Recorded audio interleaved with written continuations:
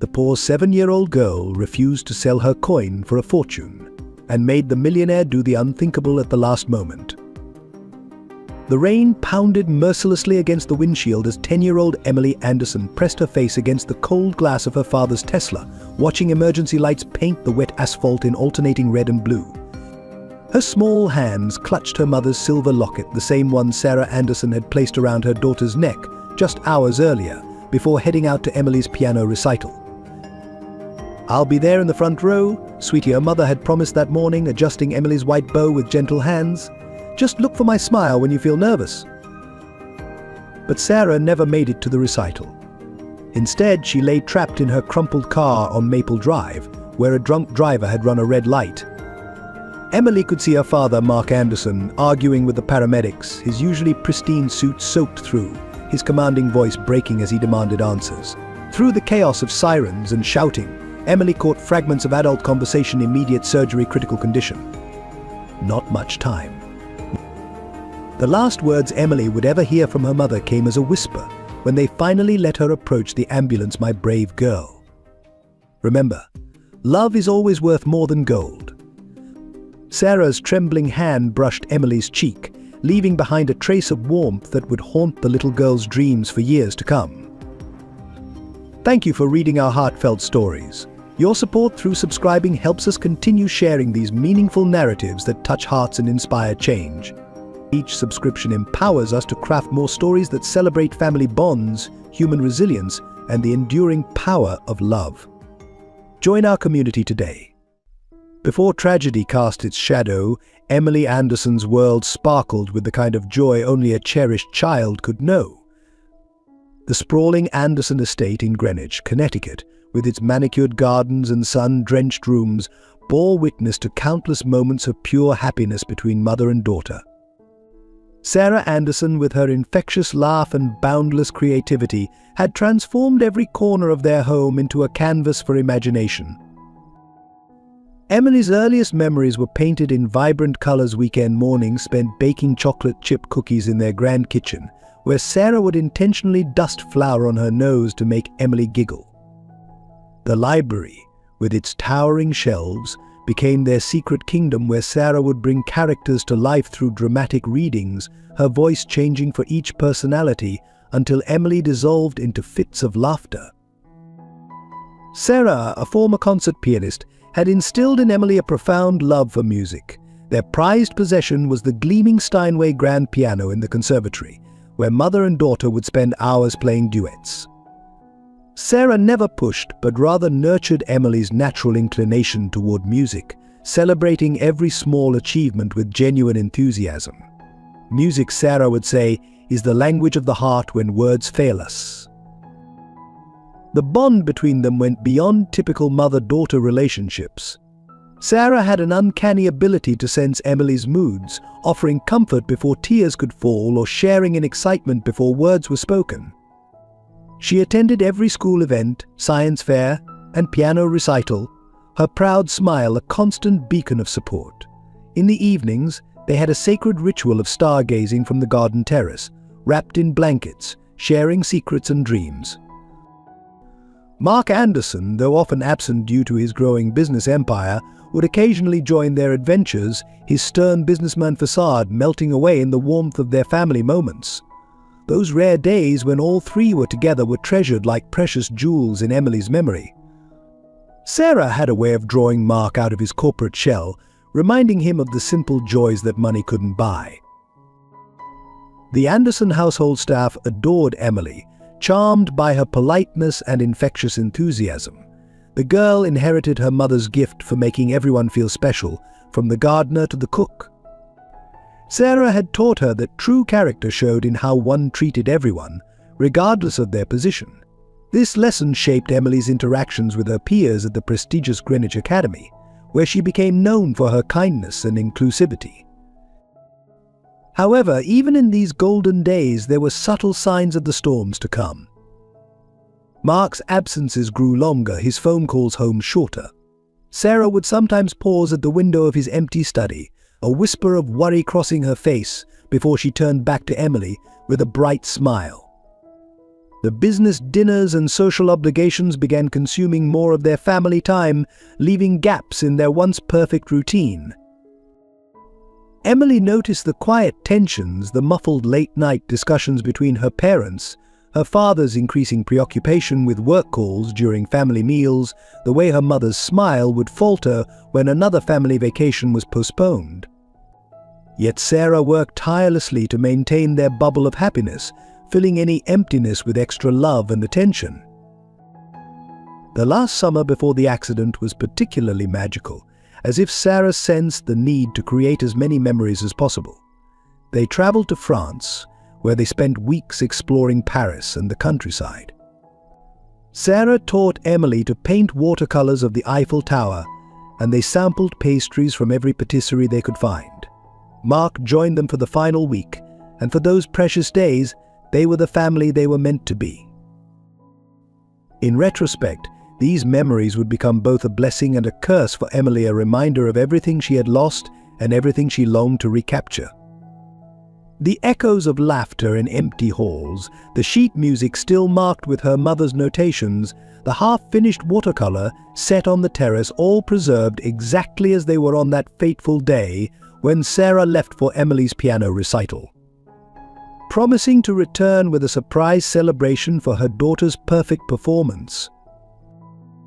Mark Anderson's rise to power was a testament to American ambition, though the price of his success would ultimately be measured in moments lost rather than millions gained.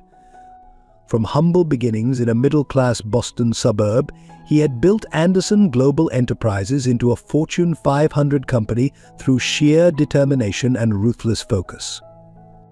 His journey began with a simple technology startup in his garage, but his vision had always reached far beyond those modest walls. In the early days, when he first met Sarah at a charity gala, Mark's drive was tempered by love. She saw past his ambitious exterior to the dreamer within, and her belief in him became the foundation of his early success. Their courtship was a whirlwind of late-night discussions about changing the world, shared dreams sketched on coffee shop napkins, and promises of a future where they'd have both success and family harmony. As Anderson Global Enterprises grew, Mark's transformation was subtle but relentless.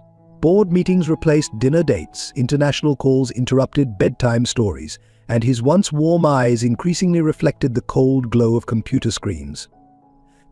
The company expanded into telecommunications, renewable energy, and eventually artificial intelligence, each success feeding Mark's insatiable appetite for growth. His office on the top floor of the Anderson Tower in Manhattan became his true home, its floor-to-ceiling windows offering a godlike view of the city he was conquering.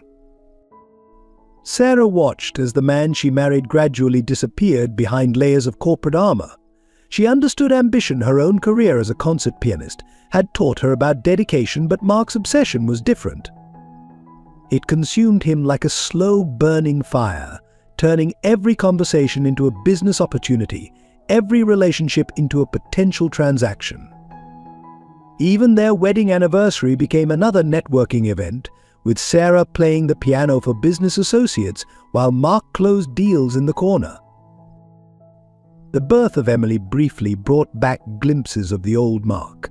He was present for her first steps, recorded her first words, and even attempted to learn lullabies on Sarah's piano. But the demands of his expanding empire proved too seductive. A major merger in Europe kept him away for Emily's first birthday. A corporate crisis made him miss her first day of school. Each absence was justified with expensive gifts and promises of next time, until next time became a hollow phrase that echoed through their mansion. Mark's relationship with his employees mirrored his family dynamic. He was brilliant but demanding, inspiring loyalty through respect rather than affection. His executive team both feared and admired him, nicknaming him the Oracle for his uncanny ability to predict market trends. Yet none of them knew about the family photos he kept in his desk drawer, or the guilt that gnawed at him during late-night flights home. The press painted him as a visionary, the next Steve Jobs according to Forbes, but Sarah saw the cost of his genius. She watched him skip family dinners to handle crisis calls, miss school plays for board meetings, and slowly disconnect from the emotional core of their family life. His favorite phrase became just one more deal, as if the next acquisition would finally bring the satisfaction he sought. In the months before Sarah's accident, Mark was orchestrating his company's most ambitious expansion, yet a series of acquisitions that would transform Anderson Global into a technological powerhouse. The project consumed him entirely, reducing his communication with family to quick texts and hurried phone calls. He was in Tokyo when Emily won her first piano competition, in London during Sarah's birthday, and in Dubai when Emily caught the flu and cried for her daddy. The irony wasn't lost on Sarah that Mark's success had created a lifestyle that allowed Emily every material comfort while depriving her of the one thing she truly needed: her father's presence. Their mansion became a museum of absent parenting. Expensive toys gathered dust, a custom playroom stood empty, and a state-of-the-art home theater played movies to vacant seats. Yet beneath his corporate exterior, Mark carried a deep, unspoken fear that one day he would achieve everything he thought he wanted, only to find himself alone in his glass tower, surrounded by wealth, but devoid of love. This fear drove him to work harder, as if success could somehow fill the growing void in his family life. It was a cycle that would continue unbroken until tragedy forced him to confront the true cost of his ambition. The days following Sarah's funeral blurred into a symphony of silence. The Anderson mansion, once alive with music and laughter, became a mausoleum of memories. Emily's piano sat untouched, its polished surface collecting dust like fallen tears. Mark retreated further into his work, leaving his daughter to navigate her grief in the shadow of their shared loss. The first changes came swiftly and without discussion. Mark hired Charlotte, an experienced nanny with impeccable references, to manage Emily's day-to-day care. But Charlotte, like the string of nannies who would follow, found herself caring for a child who had built walls around her heart. Emily stopped playing piano, stopped baking cookies, stopped doing anything that reminded her of Sarah. Her once bright smile appeared only in photographs, becoming as much a relic as her mother's untouched sheet music. School became a daily exercise in isolation. Emily's classmates at Greenwich Academy, unsure how to handle her grief, created distance that grew into a social chasm. Whispers followed her through hallways about the accident, about her father's absence, about the strange quietness that had replaced her former vivacity. Teachers noticed her perfect grades maintained through mechanical dedication rather than joy, but their concerns disappeared into the void of Mark's perpetual unavailability. Inside the mansion, Emily developed rituals to preserve her mother's memory. She would sit in Sarah's closet, breathing in the fading scent of her perfume. Every night she pulled her mother's recipe book from its shelf, running her fingers over the handwritten notes in the margins. These private moments became her sanctuary, a space where she could pretend that tomorrow might bring her mother's return. Mark's coping mechanism manifested in an obsessive drive to expand his empire. Board meetings replaced grief counseling, international calls drowned out Emily's quiet sobs, and corporate acquisitions served as bandages over his bleeding heart. But he convinced himself that securing Emily's financial future was the best way to honor Sarah's memory, blind to the fact that his daughter was drowning in the same emotional abyss that threatened to consume him. The household staff watched helplessly as father and daughter orbited each other like distant planets, connected by gravity but never touching. The cook would prepare Sarah's favorite dishes, only to watch them go untouched. The gardener maintained Sarah's beloved rose garden, though no one stopped to smell the flowers anymore. Even the most loyal servants began to feel the weight of the unspoken grief that hung over the estate like a heavy fog. Each nanny brought their own approach to healing the family's wounds. Charlotte tried structure and discipline. Rebecca attempted art therapy. Maria suggested family dinners, but none could bridge the growing chasm between father and daughter. They left one by one, their resignation letters citing different reasons, but all hinting at the impossible task of replacing a mother's love with professional care. Emily's nights became a carousel of memories and nightmares. She would wake crying for her mother, only to find another unfamiliar nanny at her bedside. The few times Mark heard her cries, he sent assistants with gifts, new toys, expensive clothes, anything but himself. Each present joined the growing collection of unopened boxes in Emily's room, silent testimonies to her father's misguided attempts at comfort. The formal dining room, where they once shared family meals, transformed into a ghostly space. Emily ate alone at one end of the massive table, homework spread before her like a shield. On the rare occasions Mark joined her, their conversation consisted of perfunctory questions about school and equally mechanical responses. The silence between words grew louder than the words themselves. As months turned into years, the pattern became their new normal. Emily learned to navigate the empty halls of their home like a small ghost, quiet and undemanding. She developed an almost supernatural ability to predict her father's absences, to require nothing, to expect less. Her mother's locket became her constant companion, a tangible reminder of a time when love wasn't measured in corporate success or material compensation. Emily's 10th birthday arrived on a crisp October morning, 3 years after Sarah's death. The date loomed over the Anderson mansion like a dark cloud, made heavier by Mark's early morning text in Singapore. Important merger. Happy birthday, sweetheart. The gifts are in your room. No mention of their traditional birthday breakfast, no acknowledgement that this milestone birthday was the first where Emily had lived as long without her mother as she had with her. In her room, Emily found an elaborate display of presents that screamed of personal shopper expertise rather than parental consideration. A limited edition iPad, designer clothes, and jewelry that no 10-year-old would wear lay carefully arranged on her bed. Among them sat a white envelope containing a birthday card signed by Mark's assistant and a credit card in Emily's name. The sight of it made her stomach turn, another piece of plastic to replace human touch. That morning, Jessica, the newest nanny, attempted to create a celebration. She arranged for the cook to make Emily's favorite breakfast and decorated the dining room with balloons.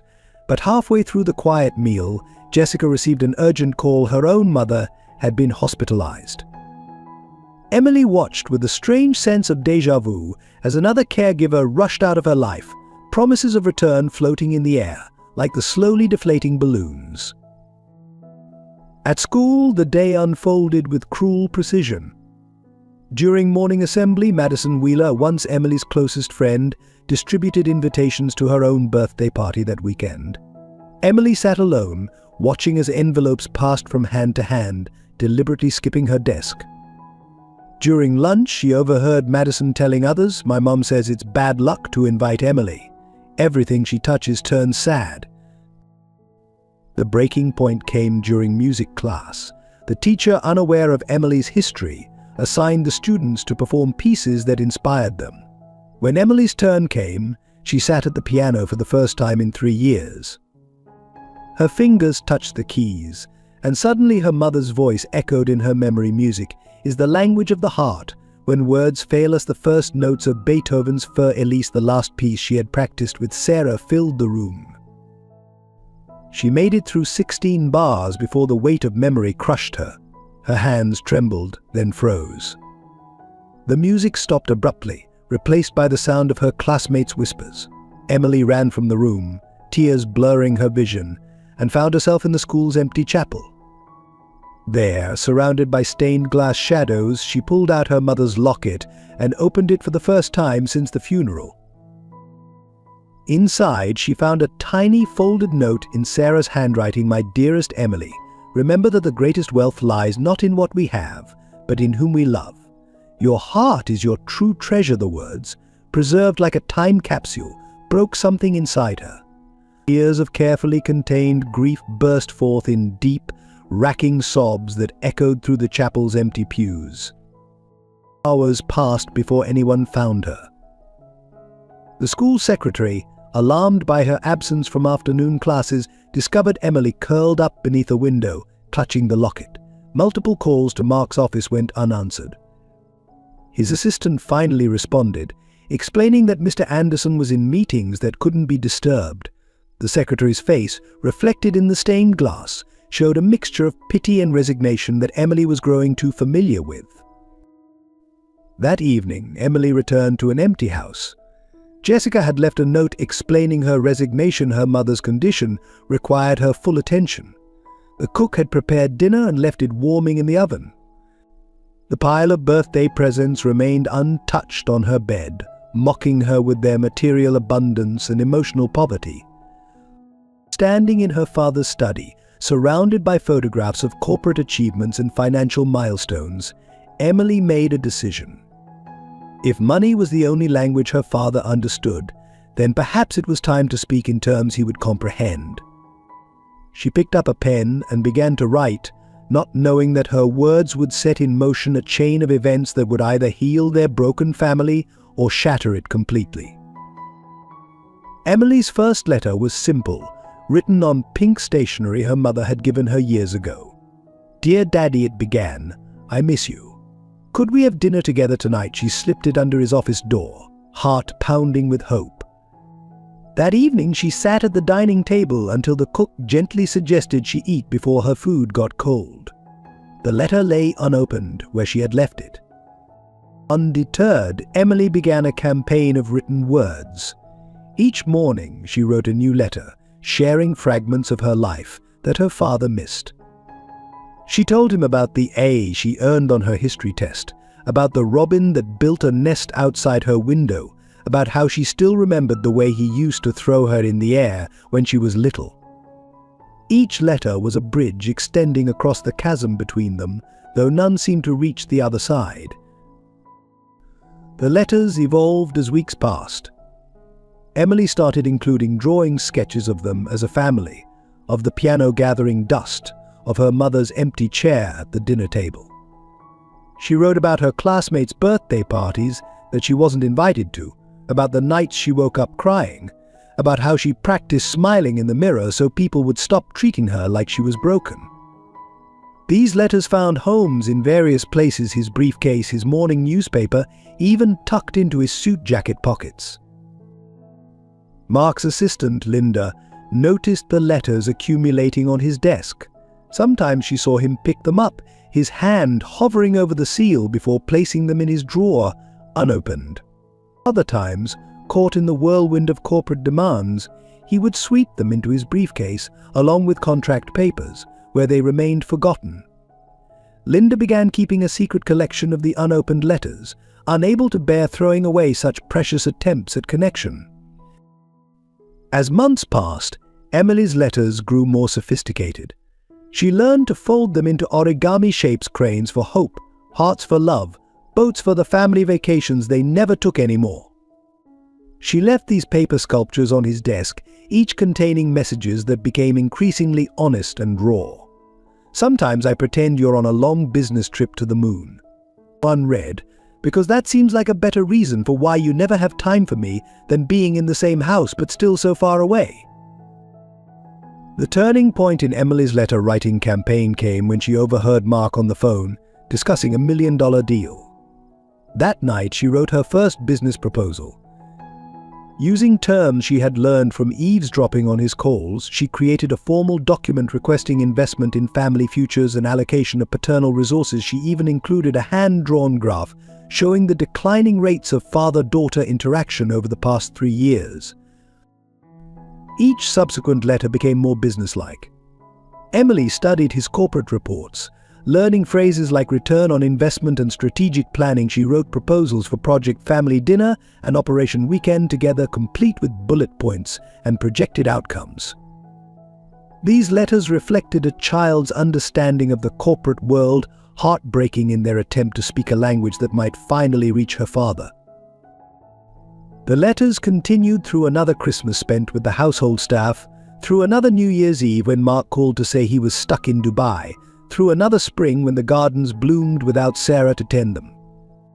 Emily wrote through her tears, through her loneliness, through the growing fear that words would never be enough to bridge the gap between them. Linda watched this one-sided correspondence with growing concern. She noticed how Emily's handwriting remained neat even when tear stains blurred the ink, how the letters never demanded or accused, only hoped and invited.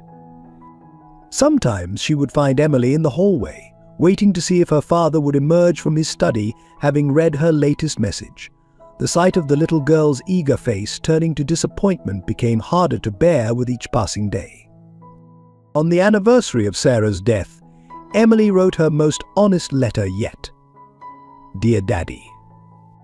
It read, Mom used to say that love is priceless, but I think she was wrong.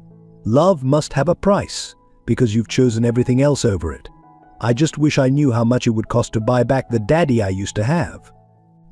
This letter, like all the others, joined the growing collection in Linda's bottom drawer, waiting for the day when Mark would finally be ready to read the story of his daughter's heart, written one letter at a time.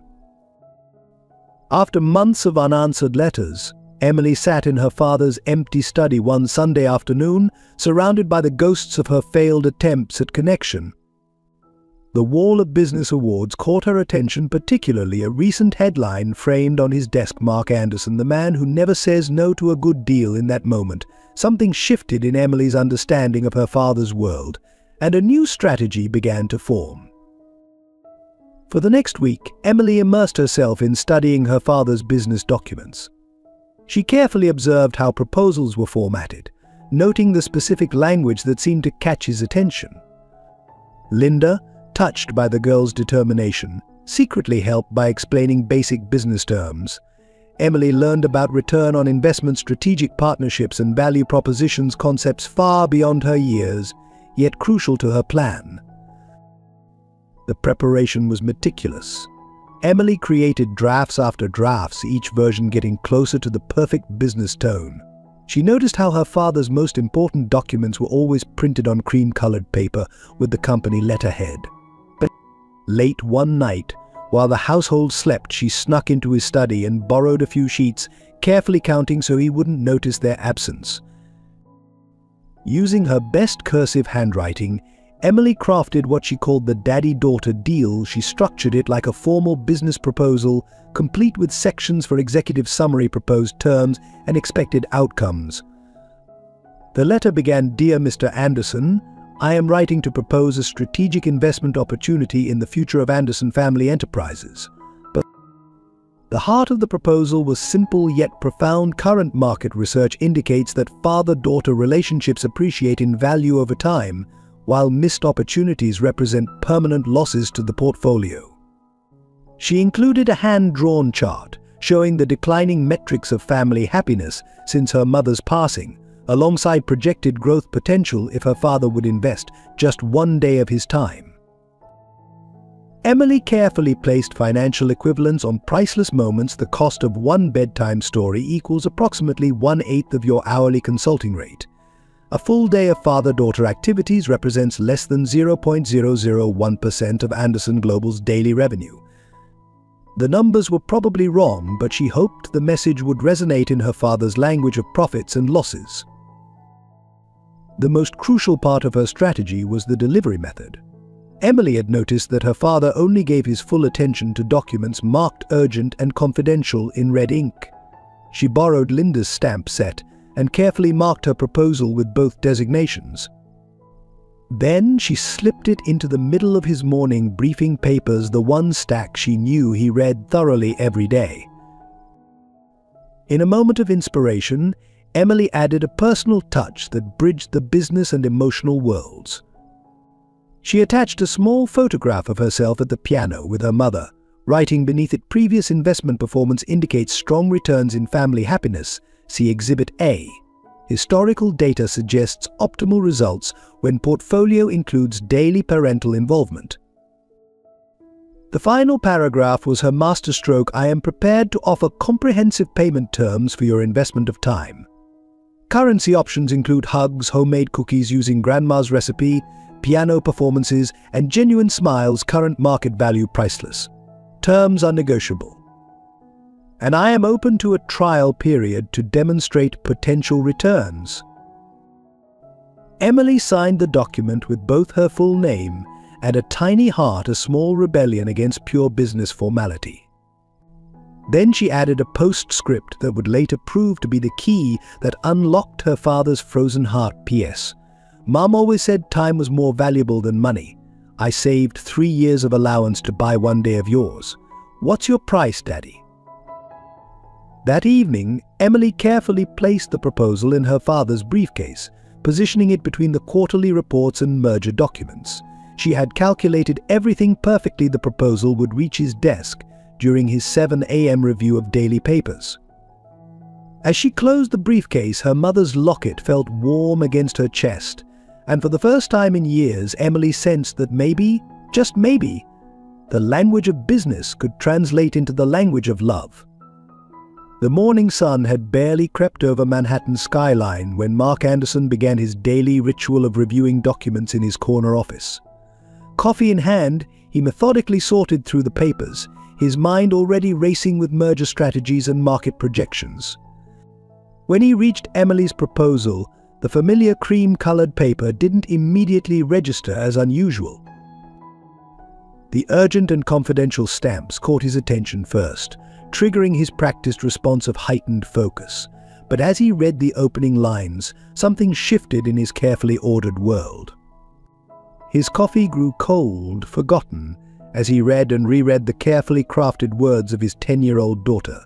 The initial amusement at her attempt to speak his language faded into a growing discomfort as the true message began to sink in. Mark's eyes lingered on the photograph attached to the proposal. Sarah's smile beamed back at him, her hands resting gently on Emily's shoulders at the piano. The image struck him like a physical blow. He couldn't remember the last time he'd seen Emily smile like that. The charts showing declining metrics of family happiness suddenly seemed less childish and more accusatory, each downward trend a testament to his failures. His first instinct was to call Linda, to have her handle this like she handled all personal matters. But as he reached for his phone, Emily's carefully calculated statistics about bedtime stories and hourly rates made his hand freeze midair. The absurdity of needing his assistant to manage his relationship with his own daughter hit him with unexpected force. Standing at his floor-to-ceiling windows, Mark watched the city wake up below. His empire stretched across the horizon, glass towers gleaming in the morning light. Yet his daughter had to resort to corporate tactics just to get his attention. He found himself doing mental calculations, not of profit margins, but of memories lost, 3 years of missed dinners, forgotten recitals, delegated bedtimes. The postscript about Sarah's words on time and money triggered a memory he'd long suppressed. Their last conversation had been an argument about him missing Emily's recital. "You can't buy back these moments," Sarah had said. "All your success won't mean anything if you lose your daughter in the process." Hours later, she was gone, and those words became her final warning. Mark pulled out his desk drawer, suddenly remembering the stack of unopened letters Linda had been collecting. One by one, he read them, each envelope containing pieces of his daughter's heart he'd been too busy to notice. The progression from simple "I miss you" notes to elaborate business proposals told a story of desperate adaptation, a child learning to speak in spreadsheets and statistics just to be heard. His computer chimed with meeting reminders, but for the first time in years, Mark didn't immediately respond. Instead, he found himself doing something he hadn't done since Sarah's death. He pulled up old family photos on his phone. Each swipe revealed another moment he'd been present for, but not truly part of his mind, always partly on work, his attention divided. The corporate titan who could close billion-dollar deals without blinking found himself undone by a child's simple question, "What's your price?" "Daddy," the answer should have been obvious. No price could justify the distance he'd allowed to grow between them. Yet he'd been unconsciously putting a price on every moment, weighing each hour with his daughter against the demands of his empire. By the time Linda arrived with his morning briefing, she found Mark still at his desk, Emily's proposal spread out before him. The look on his face, a mixture of revelation and regret, told her something had finally broken through his carefully constructed walls. "Cancel my meetings for today," he said quietly, still staring at the photograph. "And Linda, how long have you been keeping these letters?" The question wasn't accusatory, it was heavy, with the realization of just how much he had missed. That evening, Mark sat alone in his dimly lit office, long after the city lights had blinked to life below. Emily's proposal lay before him, alongside the stack of unopened letters Linda had silently placed on his desk before leaving. The weight of unread words pressed against his conscience like a physical burden. Outside his window, a gentle rain began to fall, echoing the night of Sarah's accident. For the first time in 3 years, Mark allowed himself to fully feel the void Sarah's death had left.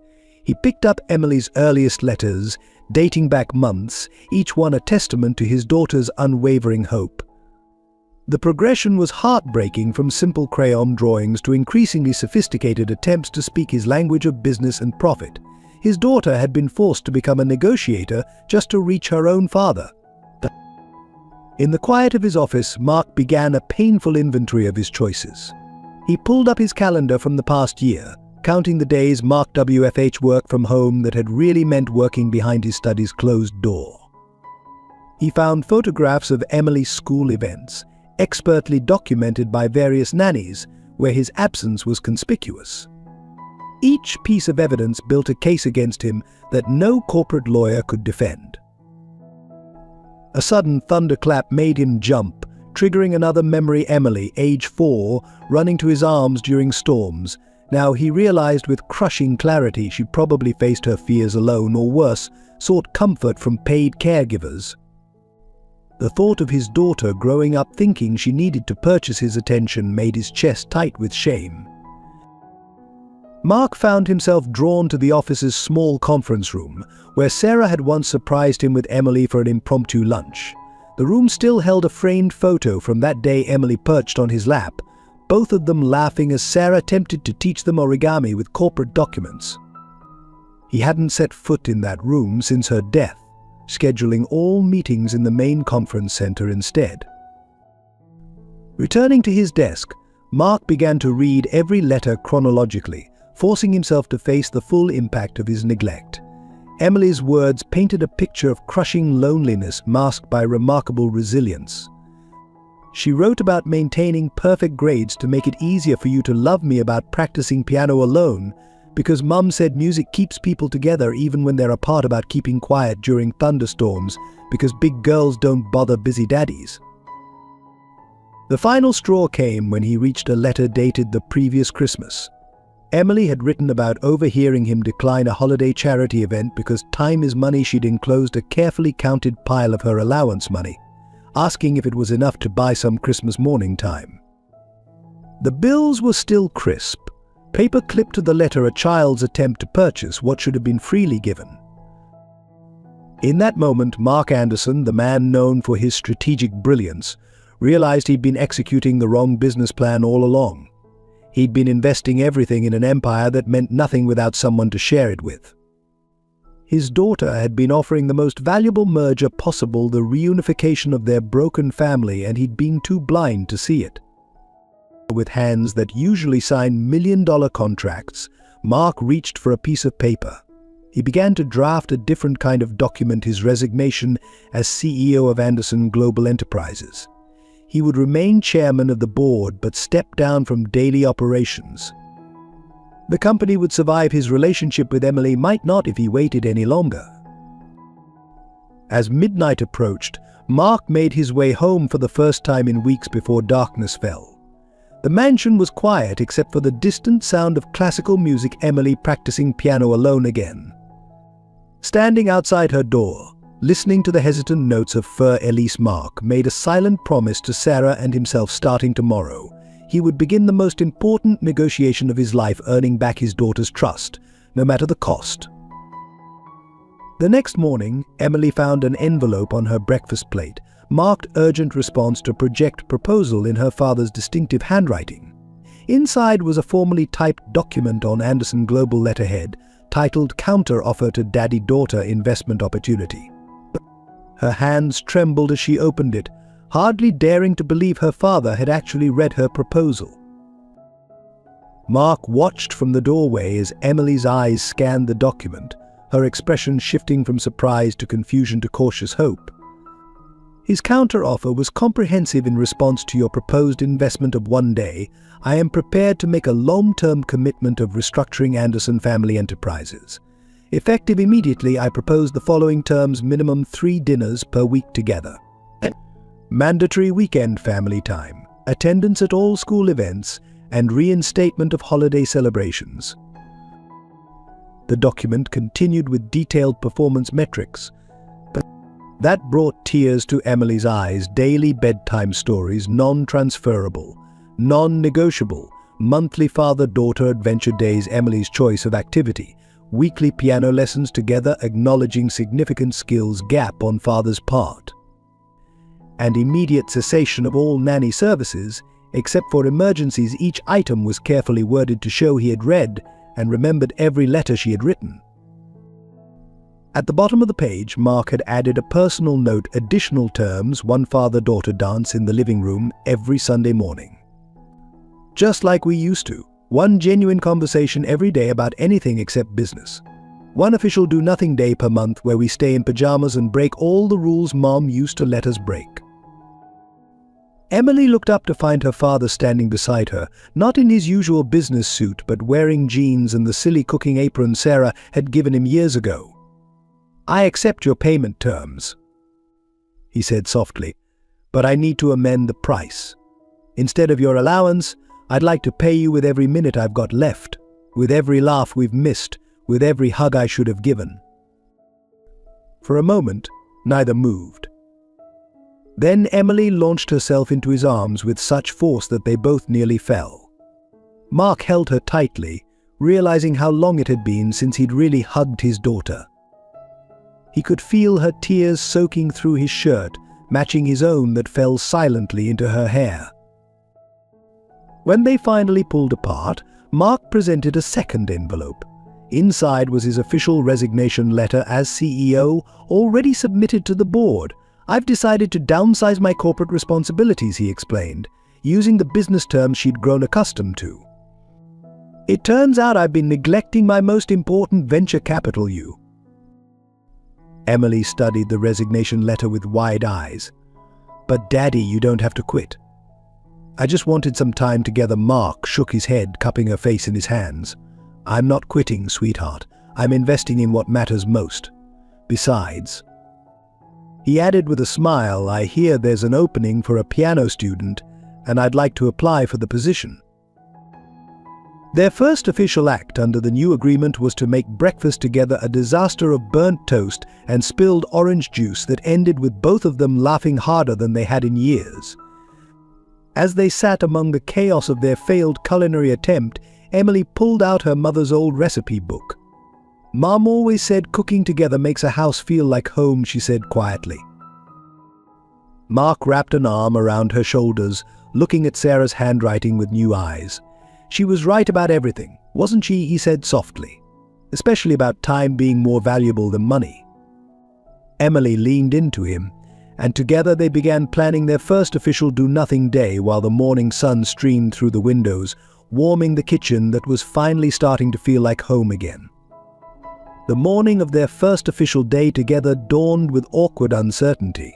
Mark, used to commanding boardrooms, found himself strangely nervous as he waited in the kitchen.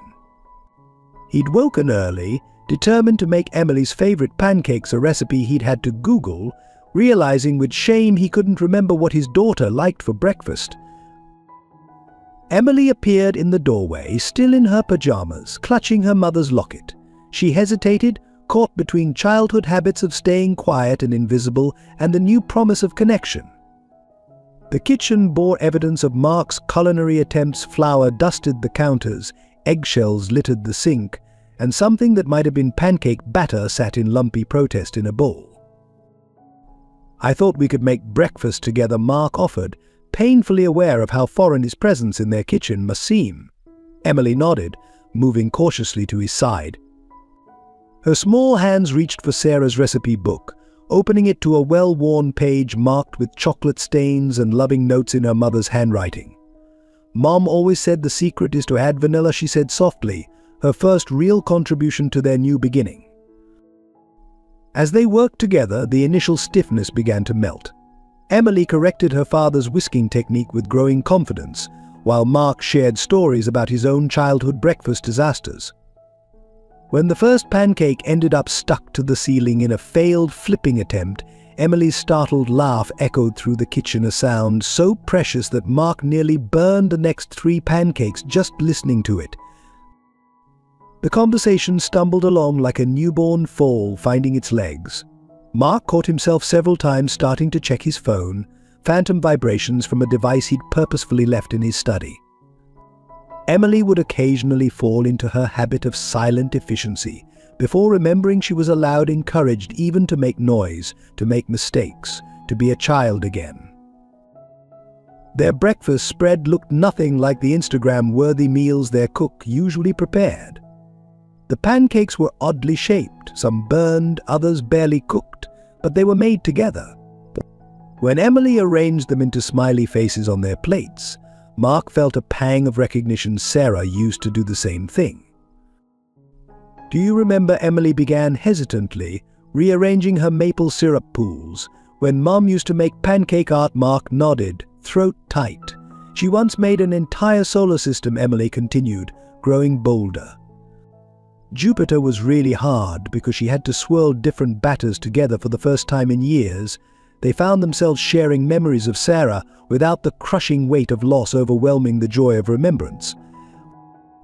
The morning took an unexpected turn when Emily, emboldened by their progress, asked if they could eat in the formal dining room, not at opposite ends of the long table as usual, but side by side. Mark watched as his daughter carefully carried her plate through the house, noting how she'd grown tall enough to reach the heavy doors herself, wondering how many other changes he'd missed. Sitting together, they discovered a new challenge. Constant conversation wasn't natural for either of them anymore. The silence stretched between bites until Mark noticed Emily sneaking glances at the morning paper beside his plate. "Would you like to read it together?" he offered. She nodded eagerly, and soon they were sharing sections, with Emily claiming the comics and Mark surprisingly engrossed in her explanation of why Garfield hates Mondays. The real breakthrough came when Emily accidentally knocked over her orange juice. She froze, terror flashing across her face. Spills had always been met with efficient cleanup by staff and gentle reprimands about being more careful. But Mark, in a moment of unexpected inspiration, dipped his napkin in the spill and drew a smiley face on the pristine tablecloth. Emily's gasp of shock turned into a giggle, then full-blown laughter as her father continued his artistic vandalism. Looking at his daughter's joy-flushed face across a ruined tablecloth, Mark understood something crucial. He wasn't just learning how to be a father again, he was learning how to be human. The morning's imperfect perfection had taught him more about genuine success than any corporate victory ever had. But the afternoon found them in the mansion's neglected garden, where Sarah's once pristine rose bushes fought for survival among encroaching weeds. Emily led her father to a small stone bench, her mother's favorite spot. As they sat together, the weight of unspoken truths hung between them like the heavy summer air before a storm. "I come here sometimes at night," Emily confessed quietly, fingers tracing patterns on the weathered stone. "When I can't sleep, I bake Mom's chocolate chip cookies." The revelation hit Mark like a physical blow. "That's why the kitchen smells like vanilla some mornings," he murmured, remembering all the times he'd attributed the scent to dreams or imagination. "I clean everything up really well," Emily added quickly, fear of disapproval flickering across her face. "The staff never knows." Mark turned to really look at his daughter, seeing for the first time the shadows under her eyes, the careful way she held herself, as if constantly bracing for disappointment. "How often can't you sleep?" he asked, dreading the answer. Emily's response was barely a whisper. "Most nights since the accident. Mom used to say baking makes everything feel better, so I pretend she's teaching me her recipes." The truth spilled out like water from a broken dam. Emily spoke of nights spent wandering the empty halls, of birthdays celebrated quietly with photos of her mother, of practicing piano in whispers after midnight, because that's when I can almost hear Mom playing with me. Each revelation was another crack in Mark's carefully constructed wall of denial. "I thought if I was perfect enough, quiet enough, successful enough, you'd want to be around more," Emily admitted, pulling her knees to her chest. "The nannies keep leaving because I pretend I don't need anything. Mum always said asking for help is brave, but I didn't want to be brave. I wanted to be easy." The words struck at Mark's core. He recognized his own philosophy of self-reliance twisted into something painful in his daughter's young mind. Mark's own confession came haltingly, years of suppressed guilt finding voice. "The night of the accident," he began, "your mother and I argued about me missing your recital. She said I was choosing success over happiness. I told her she was being dramatic." His voice broke. "Those were the last words I ever said to her. I've been proving her right ever since." Emily reached for her father's hand, a gesture so unexpected it brought tears to his eyes. "Mum wasn't mad at you," she said softly. "She told me that morning that you work so hard because you love us, but sometimes love gets lost in translation." The wisdom in her words, Sarah's words, really cut through years of self-imposed isolation. The conversation shifted to memories they'd both held close but never shared. Emily spoke of how she kept her mother's perfume bottle, spraying a tiny bit on her pillow on particularly hard nights. Mark admitted to keeping Sarah's last voicemail, though he hadn't been brave enough to listen to it since the funeral. Together they began to understand how they'd both been haunting the same house, each trapped in their private maze of grief. "I still feel her everywhere," Emily whispered, gesturing to the garden around them. "In the roses she planted, in the piano keys she touched, in the recipes she wrote." Mark nodded, finally allowing himself to voice what he'd been running from. "I see her in you, your smile, your laugh, the way you scrunch your nose when you concentrate. I think that's why it's been so hard to look at you properly." As the sun began to set, casting long shadows across the overgrown garden, father and daughter sat in a new kind of silence, one filled with understanding rather than distance. The truth had cost them both, but its price was far less than the toll of their long-held secrets.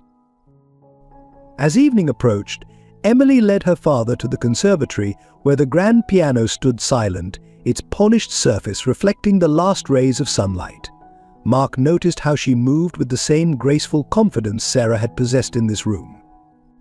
Without speaking, Emily opened the piano lid, her fingers hovering over the keys like butterflies unsure where to land. "Mom always said music was like a conversation," Emily explained, playing a simple melody. "Each note is a word, each phrase a sentence." Mark sat beside her on the bench, closer than he had in years.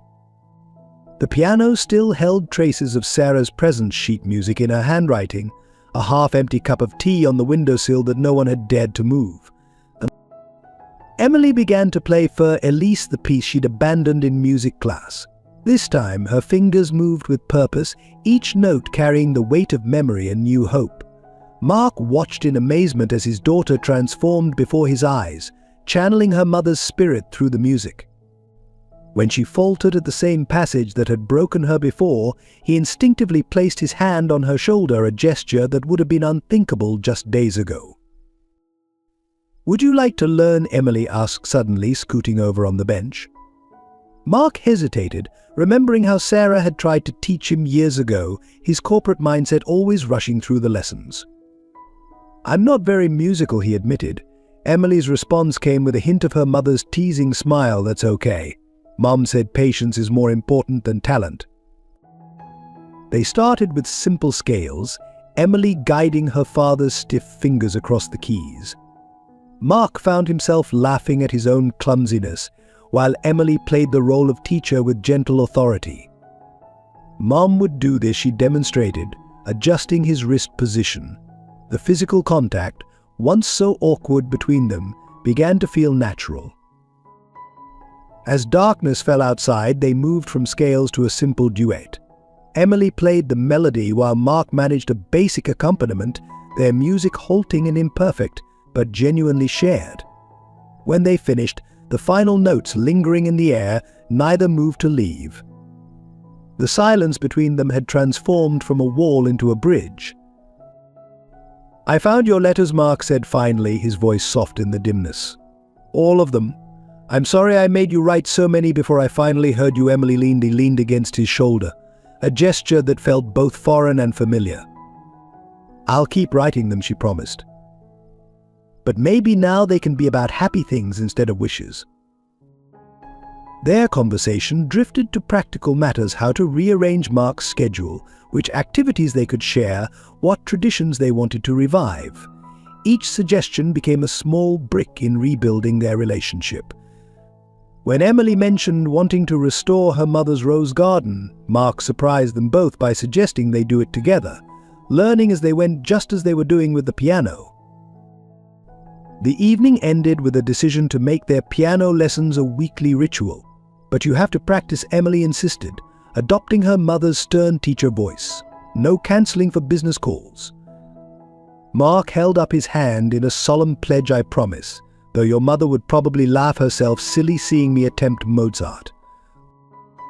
As they walked together through the darkening house, Mark noticed Emily's hand had slipped into his, not clutching desperately as she had after Sarah's death, but with the casual confidence of a child who trusts in her parents' presence. They paused at her bedroom door, the moment of parting suddenly awkward again. Emily solved the dilemma by hugging him quickly before disappearing inside. "Good night, Daddy," she called softly, the first time she'd used that name instead of the more formal father in years.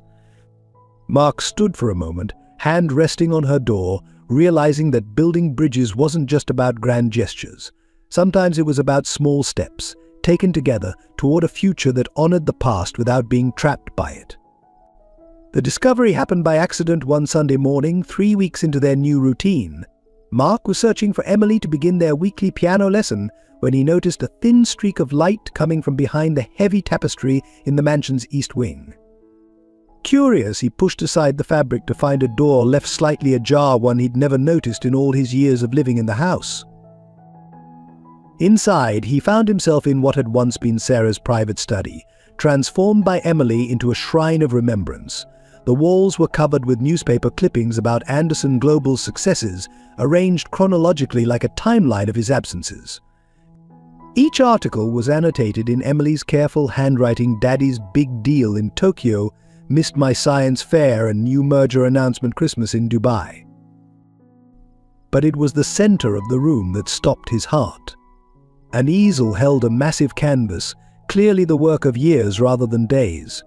Emily had painted their family portrait not as they were, but as she wished they could be. Sarah sat at the piano, her smile radiant and alive, while Mark stood behind her without his ever-present phone. Emily had painted herself between them, one hand reaching toward each parent, creating a circle of connection that had never existed in reality. Around the painting, Emily had created what she called her happiness museum. Shelves lined with artifacts from their past, the teacup from Sarah's last breakfast, still stained with lipstick, Mark's old tie that Emily had painted on during a rare playful moment, dried roses from Sarah's garden. Even the burnt cookies from Mark's one disastrous attempt at baking. Each item was labeled with the date and memory attached, preserved like precious artifacts. A desk in the corner held stacks of birthday cards, ones Emily had written but never given him, each dated and sealed. "Dear Daddy, one read from 2 years ago. I saw you on TV today talking about success. You looked happy. I wish I could make you that happy." Another, more recent, "I pretend the big deals you close are really secret missions to save the world. Superheroes probably have to miss birthdays too." On the wall behind the desk hung what Emily called her Daddy Dictionary, a child's attempt to understand his world. She'd created a glossary of business terms, translating them into her understanding: merger, when Daddy disappears for weeks but brings back expensive presents; and board meeting, a room full of people more important than family dinner. Mark sank into Sarah's old reading chair, overwhelmed by this physical manifestation of his daughter's loneliness and love. A journal lay open on the side table, its pages filled with Emily's daily letters to her mother. "Dear Mom," the most recent entry read, "Daddy's trying now. Really trying. I think maybe your recipes are magic after all. They're helping him remember how to be a daddy again." The sound of footsteps made him look up. Emily stood in the doorway, her face a mixture of fear and defiance. "I know I'm not supposed to use Mum's study," she began, but Mark shook his head, opening his arms. She flew into them, burying her face in his shoulder. "I didn't want to forget anything," she whispered, "even the hard stuff. Mum said memories are like treasures, the sad ones too." Mark held his daughter, really seeing for the first time how she'd built a world around his absence, turning rejection into art, loneliness into creativity. She'd created this space not just to remember Sarah, but to keep believing in him, even when he gave her every reason not to. The room was both an accusation and a love letter, a testament to a child's capacity to hope beyond reason. "Show me everything," he said, finally, his voice rough with emotion.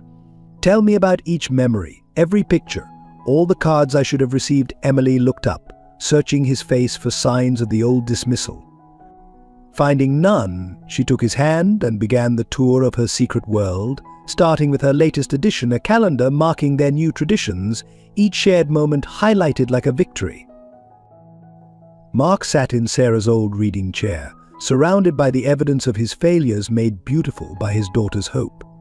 Emily perched on the armrest, her small hand still clutched in his, as years of unspoken truths finally found their voice in this hidden sanctuary she'd created. "I started collecting everything after the first Christmas you missed," Emily explained, pointing to a crystal snowflake ornament. "The staff said you were stuck in London, but I saw on the news that you were actually in Dubai, making your biggest deal ever." She touched the ornament gently. "Mum always hung this one last, saying it was magic. I thought maybe if I kept it safe, the magic would bring you back." The weight of each revelation pressed against Mark's chest like physical pain. He learned how Emily had tracked his movements through business newspapers, creating elaborate stories to explain his absences to her classmates. "I told them you were secretly saving the world," she admitted, showing him a scrapbook of his press photos with superhero capes carefully drawn on each one. "It was easier than saying you just didn't want to be here." Mark's carefully constructed corporate facade crumbled as Emily led him through her archive of loneliness.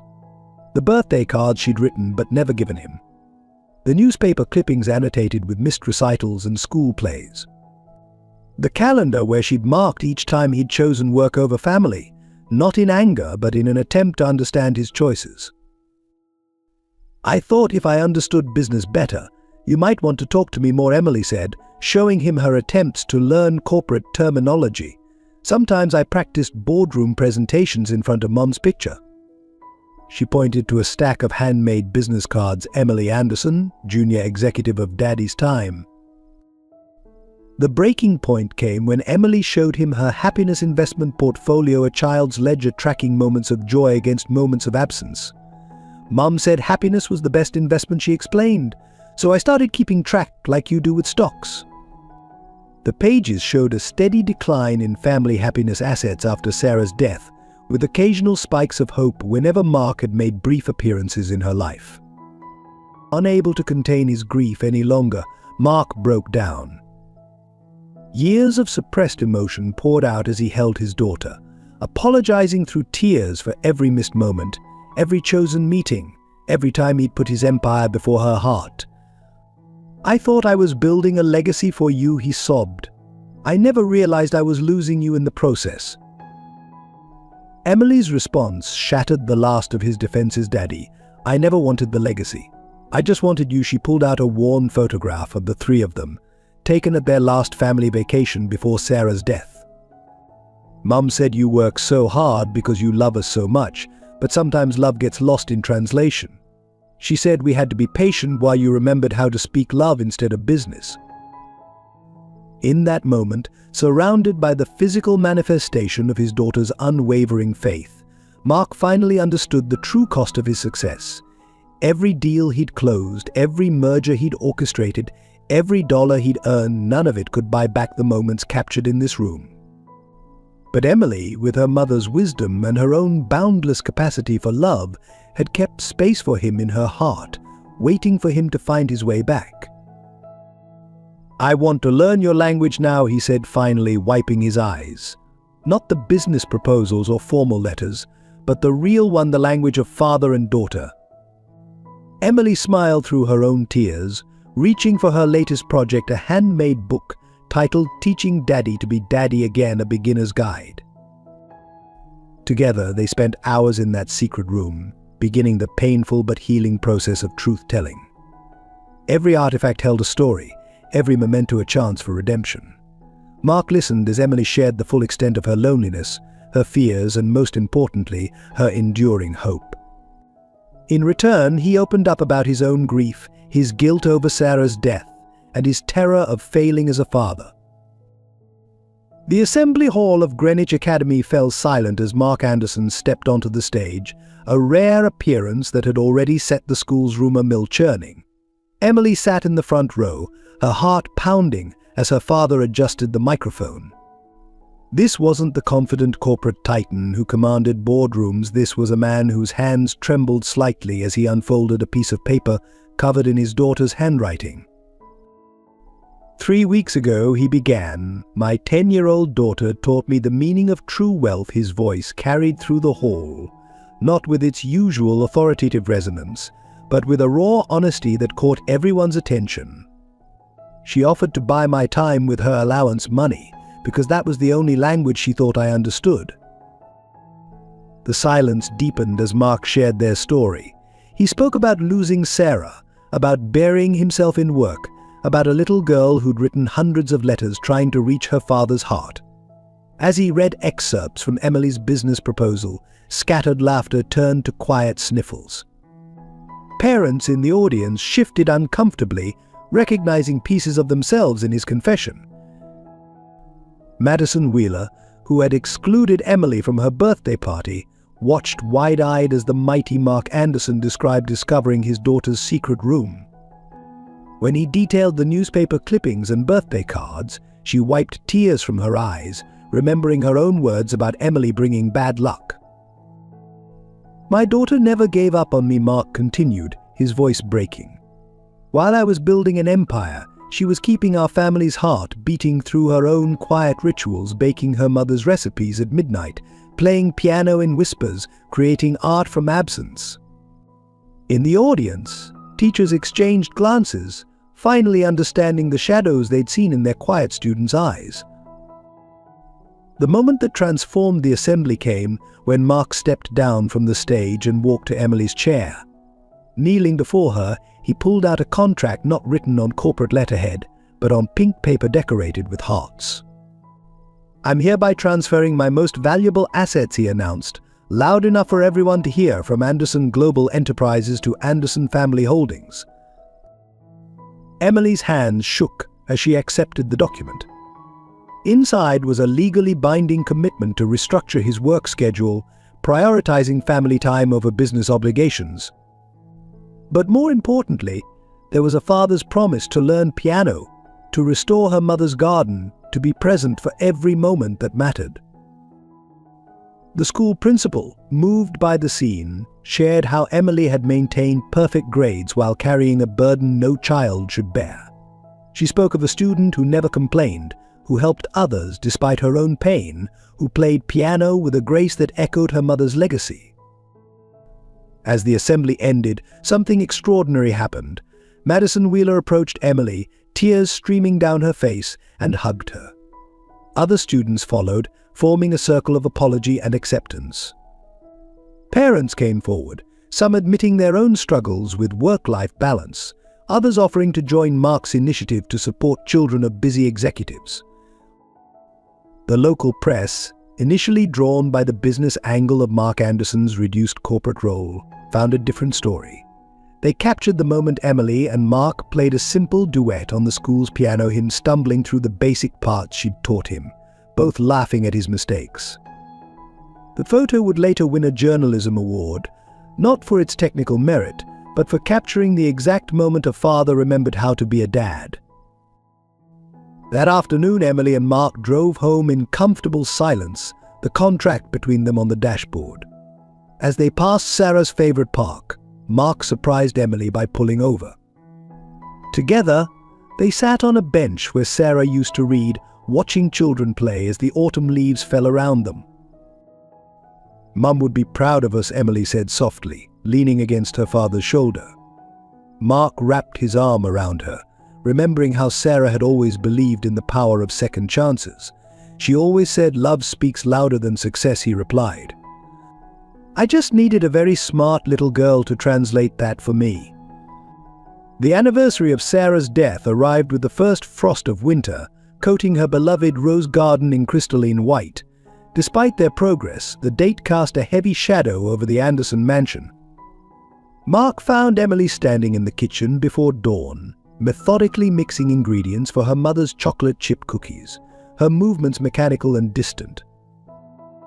"I can help," he offered, reaching for the vanilla extract, but Emily flinched away, knocking the bottle to the floor.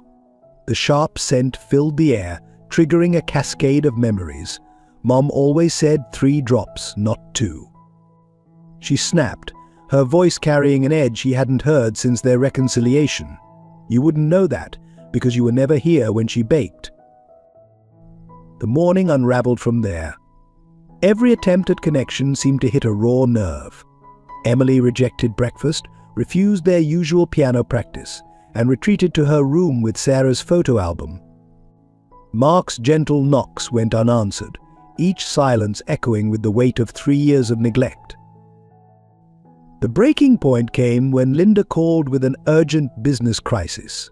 A major deal in Singapore was collapsing, threatening thousands of jobs. As Mark took the call in his study, he could hear Emily playing Sarah's favorite sonata, the notes growing increasingly aggressive, almost angry. When he emerged an hour later, having salvaged the situation, he found a note slipped under his door. "Some things never change.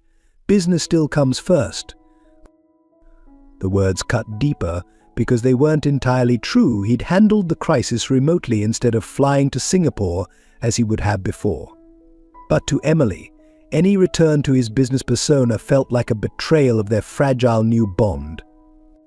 Her grief, fresh and raw on this difficult day, transformed every small disappointment into confirmation of her deepest fears. The situation escalated when Mark discovered Emily had taken Sarah's wedding ring from his bedside table, a precious memento he'd kept close since the accident. His reaction, born of panic and his own unprocessed grief, came out harsher than intended. "That's not yours to take." The moment the words left his mouth, he knew he'd made a terrible mistake. Emily's response was devastating in its quiet intensity. "Nothing of Mom's was ever mine to keep," she whispered. "Not her ring, not her garden, not her music. And never you." She placed the ring on his desk with trembling fingers and walked away, leaving Mark alone with the ghost of what they'd almost healed. The day stretched into evening, the mansion once again feeling as vast and empty as it had in the darkest days after Sarah's death. The progress they'd made seemed to evaporate in the face of their shared pain. Mark stood in the doorway of Emily's room, watching his daughter curl around her mother's pillow, and realized that sometimes love wasn't enough, you needed wisdom too. The weight of Sarah's absence felt heavier than ever as both father and daughter retreated into their private grief, the bridge they'd built between them swaying dangerously under the strain of memories and unspoken fears. Their healing wasn't a straight line, but a complex dance of progress and retreat, and today the steps had become tangled in the thorns of their mutual loss. The morning after their conflict, Mark woke to an unnaturally quiet house. His customary knock on Emily's door went unanswered. When he pushed it open, his heart stopped. The bed was empty, undisturbed. On the pillow lay Sarah's locket and a note gone to find Mom. "Don't send the police, they'll just bring me back to an empty house again." Panic surged through him as memories of the last time he'd lost someone he loved flooded his mind. The staff was mobilized instantly, searching every room of the mansion. Linda coordinated with security teams while Mark, hands shaking, called Emily's friends' parents. Each negative response increased his terror. Then he remembered Sarah's roses. Racing to the garden, he found Emily's small footprints in the frost, leading away from the house. She had taken nothing but her mother's old coat and the recipe book. The timestamp on the garden security camera showed she'd left at 4 a.m., more than 3 hours ago. The city awakened to the sight of Mark Anderson, barefoot in his pajamas, driving through Greenwich's streets in desperate search of his daughter. He retraced every path they'd walked with Sarah, every place that held meaning for their family. The park benches were empty, the music store shuttered, the bakery where they'd bought Sunday treats showed no sign of Emily. His phone buzzed constantly with updates from search teams and concerned calls from board members about his missed meetings. For the first time in his career, Mark ignored every business obligation without a second thought. The empire he'd built seemed meaningless compared to the possibility of losing his daughter. Hours passed with no sign of Emily. Mark's mind tortured him with possibilities she was just a little girl, alone in a big city, vulnerable and hurting. The temperature was dropping, and dark clouds threatened snow. As he drove past Sarah's favorite cafe for the third time, a memory struck him with the force of lightning.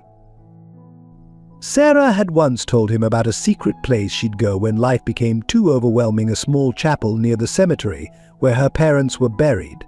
She'd taken Emily there after her grandparents' funeral, teaching her that it was a place where heaven felt closer to earth.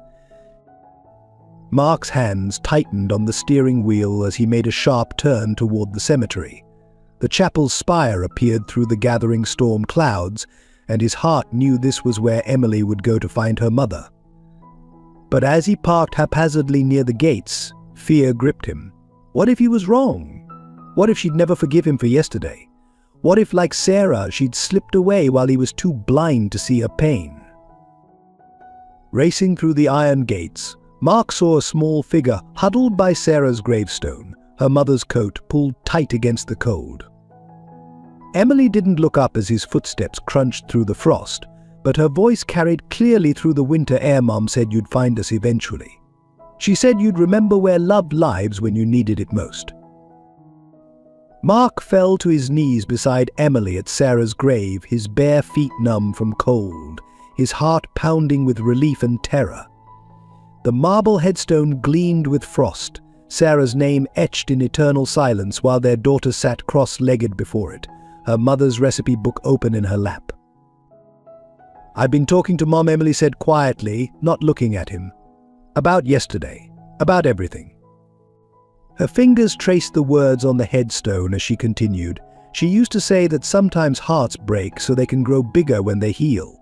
I didn't understand what that meant until now. Mark reached for her, but Emily shifted away. "No," she said, her voice trembling.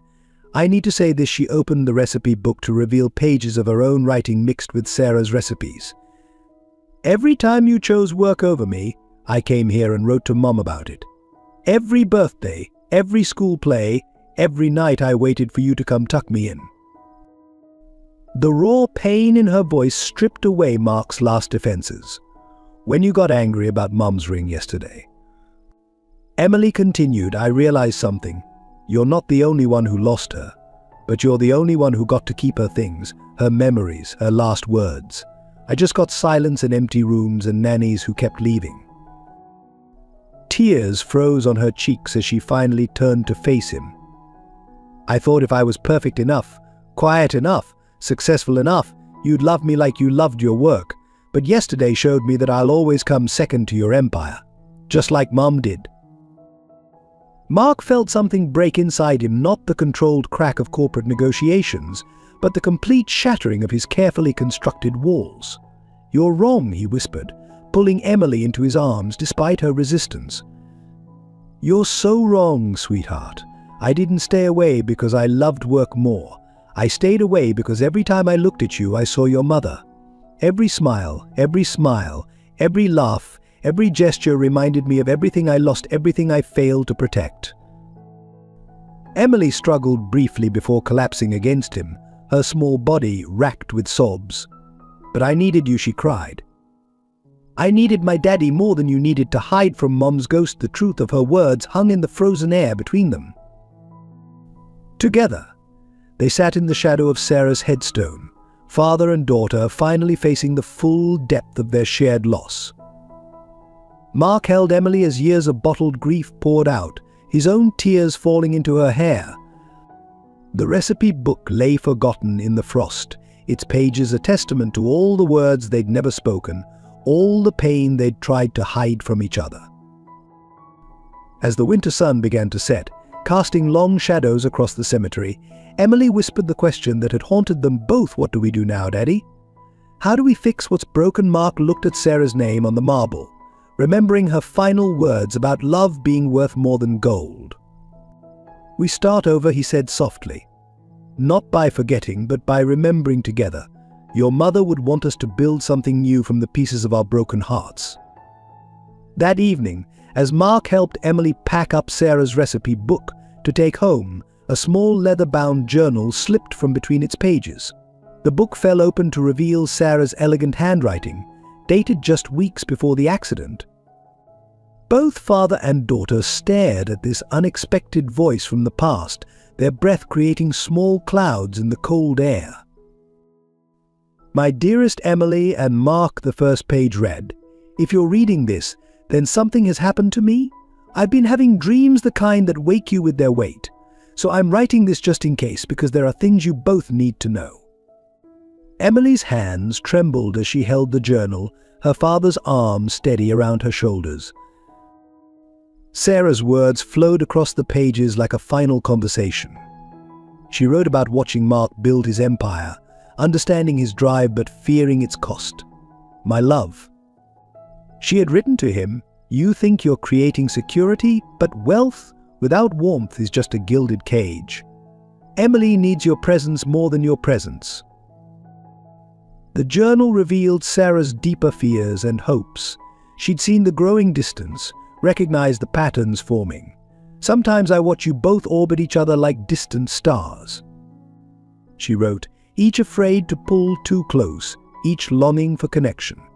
Mark, your daughter has your determination and my heart, a dangerous combination in a world that often mistakes success for happiness." To Emily, Sarah had left specific messages. "My brave girl, don't let grief make you silent. Your music, your laughter, your love, these are your inheritance, far more precious than any company shares. And sweetheart, forgive your father. His love for us is so big it frightens him sometimes.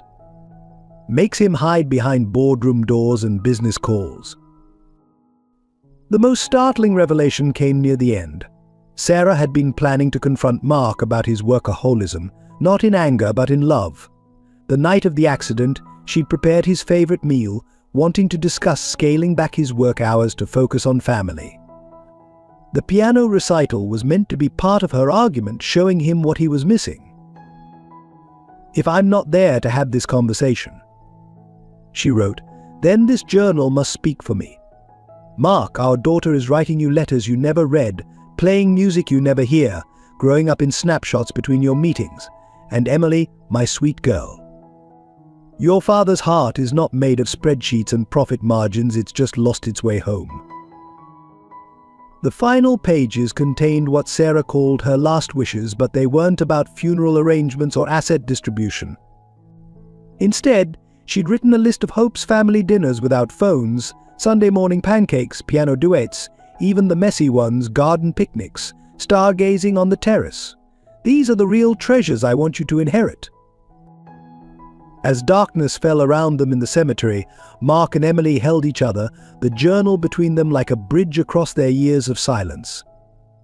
Sarah's words had given them something they'd both been missing: context for their pain, understanding for their failures, and most importantly, permission to begin again.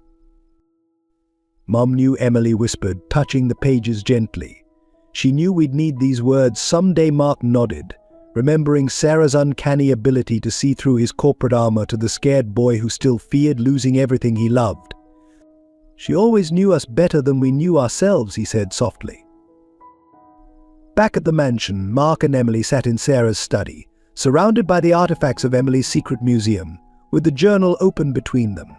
Each page revealed new layers of understanding, casting their shared history in a different light. Sarah's words acted as a decoder ring for years of misunderstandings and missed connections. "Look at this," Emily said, pointing to an entry from 3 years ago. "Mum wrote about the day you missed my first piano recital for a board meeting. She wasn't angry, Daddy. She wrote that you called her 6 times that day, asking for videos, wanting to know every detail." Mark remembered that day differently now, not as a triumph of corporate leadership, but as the beginning of his retreat from family life. Through Sarah's eyes, they began to see their own behaviors with new clarity. She documented Mark's late-night visits to Emily's room after she was asleep, how he'd stand in the doorway watching their daughter breathe, torn between love and fear. She wrote about finding Emily's first attempts at baking, the kitchen covered in flour as she tried to recreate her mother's recipes, seeking connection through memories. "Your father works so hard because he loves too much," Sarah had written. "He's trying to build walls against loss with stock, certificates, and corporate mergers. And you, my Emily, you hide your light behind perfect grades and quiet smiles, both of you so afraid of hurting each other that you've forgotten how to be close." The journal revealed Sarah's own struggles, her fears about Mark's increasing absence, her worry about Emily's growing silence, her determination to bridge the gap between father and daughter before it became too wide. She'd been planning interventions, family trips, moments of reconnection that were never realized. "I didn't know you came to my room," Emily said softly, looking at her father. I thought you didn't want to see me." Mark pulled her close, his voice rough with emotion. "I was a coward," he admitted. "Every time I saw you sleeping, you looked so much like your mother. I thought I was protecting you by staying away, but I was really protecting myself." Sarah's final entry, written the morning of the accident, hit them both hard. If love were measured in spreadsheets, she'd written, "My family's balance sheet would show a strange paradox, a wealth of love locked away in vaults of fear, waiting for someone brave enough to set it free." As they read together, the pieces of their broken relationship began to shift into a new pattern. They weren't just father and daughter grieving separately anymore, they were Sarah's legacy, entrusted with her deepest hopes for their healing. Her words gave them permission to acknowledge both their pain and their potential for joy. "Mum knew," Emily whispered, touching the page gently. "She knew we'd need her words to find our way back to each other." Mark nodded, feeling the weight of Sarah's wisdom settling around them like a warm embrace. They weren't just reading a journal, they were receiving a roadmap home. The next morning dawned with a new sense of purpose in the Anderson mansion. Mark and Emily sat at the kitchen counter, Sarah's journal between them, making plans. Not corporate strategies or business proposals, but real plans for rebuilding their family with the blueprint Sarah had left them. "Mum wrote that healing isn't about erasing the past," Emily said, reading from the journal. "It's about creating new memories that make the old ones easier to carry." She looked up at her father, a new understanding in her eyes. "Maybe we could start with our garden? The roses need pruning, and spring is coming." Mark nodded, already seeing possibilities. "We'll learn together," he said. "Your mother always said the garden taught her patience. God knows I need that lesson." They shared a small laugh, the kind that comes with acceptance of past mistakes and hope for future growth. They began making lists, not of business objectives, but of Sarah's last wishes, the simple joys she'd wanted them to rediscover. Sunday pancakes made the top of the list, along with stargazing on the terrace and piano duets. Each item represented not just an activity, but a chance to rebuild their relationship on a foundation of shared experiences rather than shared loss. Emily suggested converting her secret museum room into a family space, where they could display Sarah's mementos openly and add new memories alongside the old. Mom wrote that remembering shouldn't be lonely, she explained, showing Mark the passage. She wanted our memories of her to bring us together, not push us apart. As they planned, Mark received calls from the office about urgent matters requiring his attention. But something had fundamentally shifted. Instead of automatically reaching for his phone, he let them go to voicemail. Emily noticed, and her smile, so like Sarah's, told him he'd made the right choice. They spent that morning going through Sarah's recipe book together, selecting dishes for their first real family dinner in years. Each recipe came with Sarah's notes, little bits of wisdom tucked between measurements and instructions. Add extra vanilla. Life is sweet enough to share, and knead with love. Patience makes everything rise better. We'll make mistakes, Mark acknowledged as they worked. The pancakes will burn, the roses might wither, and I'll probably hit more wrong notes than right ones on the piano. Emily squeezed his hand, channeling her mother's grace. Mum says here that perfect families don't exist, only real ones who keep trying.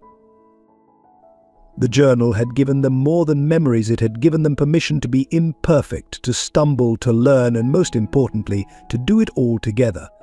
Sarah's words became their guide, not as a ghost to haunt them, but as a light to lead them forward. 6 months after discovering Sarah's journal, Mark stood on a different kind of stage, addressing not shareholders but families. The Love Contract Foundation's launch event filled the Anderson Global Headquarters atrium, transformed from its corporate sterility into a warm, welcoming space filled with music, laughter, and the smell of freshly baked cookies made from Sarah's recipes. Emily sat in the front row, beaming with pride as her father shared their story. The foundation, born from her original daddy-daughter deal, had evolved into something far more significant than either of them had imagined. Its mission was simple but profound, helping busy parents reconnect with their children through structured programs that turn time into the most valuable currency of all. The foundation offered various initiatives: weekly parent-child activity workshops, family counseling services, and corporate consulting to help companies develop family-friendly policies. But its flagship program was the Time Investment Portfolio, a framework that helped families create their own versions of Emily's business proposal, turning quality time into measurable, achievable goals. Mark introduced the foundation's first success stories: a CEO mother who'd learned to bake with her son, a workaholic lawyer who'd started attending his daughter's ballet classes, and a financial analyst who'd rediscovered his passion for teaching while helping his children with homework. Each story echoed their own journey of rediscovery and healing. The foundation's logo, designed by Emily, combined a business handshake with a heart, symbolizing the bridge between corporate success and family bonds. Above it, Sarah's words from her journal served as their motto: love is the only investment that never fails to yield returns. 1 year after finding Sarah's journal, the Anderson mansion pulsed with life and purpose.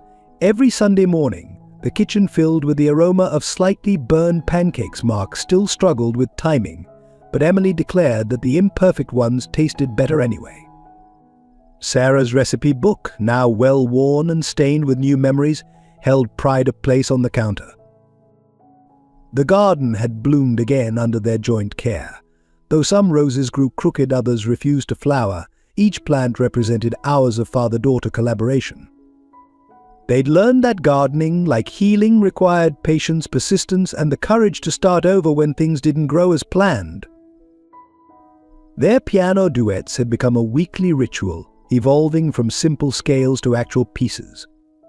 Mark's clumsy fingers still hit wrong notes, but Emily had inherited her mother's gift for teaching. Together, they filled the house with music, not always perfect, but always genuine. Sarah's old Steinway no longer gathered dust, but instead collected new memories alongside the old. The secret museum room had transformed into a family space they called Sarah's Heart. Here they displayed not just memories of loss, but celebrations of growth: photos of their first successful garden harvest, recordings of their piano duets, Emily's report cards with proud father's signatures, and Mark's first attempt at baking, documented for both humor and posterity. Most importantly, they'd established a new tradition on the anniversary of Sarah's passing. Instead of separating in their grief, they hosted a gathering for families from the Love Contract Foundation. The mansion's grounds became a place of celebration where parents and children cooked together, played music, tended gardens, and built the connections Sarah had always valued most. On Emily's high school graduation day, father and daughter stood in Sarah's garden before the ceremony. Emily, radiant in her white graduation gown, held her mother's locket and a fresh bouquet of roses they'd grown together.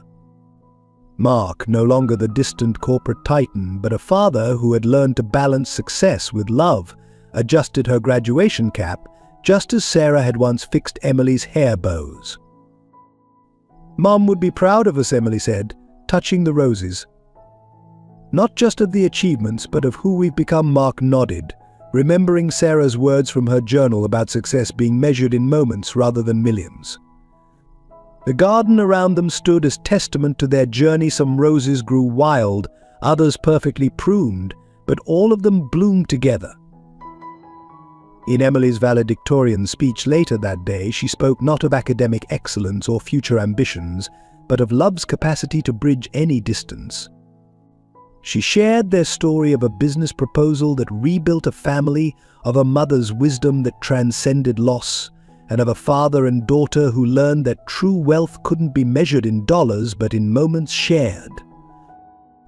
As she concluded her speech, Emily revealed her college plans. She would double major in business and music therapy, combining her father's acumen with her mother's healing spirit. The Love Contract Foundation would expand to include programs for grieving families, helping them find their way back to each other just as the Andersons had. Mark watched his daughter from the audience, Sarah's journal secure in his breast pocket, and understood at last what his wife had meant about love being the greatest investment. Their story hadn't ended with loss. It had simply turned to a new chapter, one where three hearts continued to beat as one, even if one now beat only in memory. Thank you for joining us on this emotional journey through the Anderson family's story of love, loss, and redemption. Your support means the world to our creative team. If this story touched your heart, please take a moment to subscribe to our channel and share your thoughts in the comments below. How has your own family overcome challenges? What resonated most with you? Share this story with loved ones who might need its message of hope. Don't forget to like this video to help us reach more audiences. Together, we can spread the power of family bonds and healing. Your engagement helps us continue creating meaningful narratives that touch hearts and inspire change.